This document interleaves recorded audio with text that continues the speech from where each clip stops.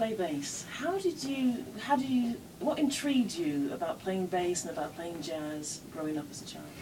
Both my parents are musicians, and I grew up listening to classical duets, and my father's a very, very adept jazz and R&B player, and my mother's more out of the gospel, classical ilk.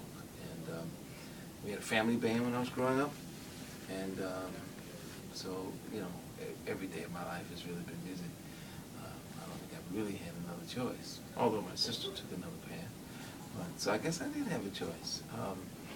And the bass, I grew up listening to, my father actually worked in the inner city in Washington, D.C. back in those days, which was really true inner city. And so he worked with the Northwest Settlement House, and he would put together young bands and train young musicians. And I became enamored with bass. The bass player was very flamboyant, got all the girls.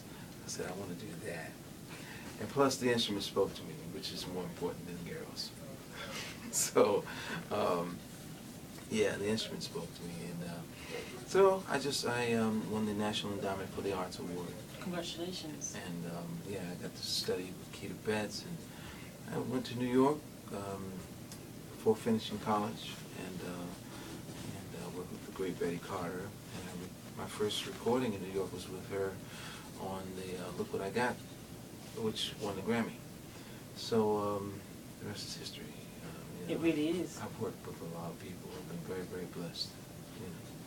So you know, God and the instrument has been good to me. Why did you choose the bass instrument? It's just the frequency, you know.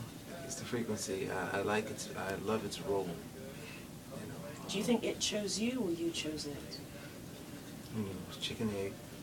You know, Adam and Eve. I don't know who came first. You know, however we got together, it was very simpatico. You know, the synergy is great. I love its role. You know, I like being at the bottom. I like, you know, weaving together of all these instruments and what they're doing. And that's what, to me, what the greatest bass players, you know, do. You know, and so I like that. I like kind of coming up with these distinct lines within all of these things that are going on.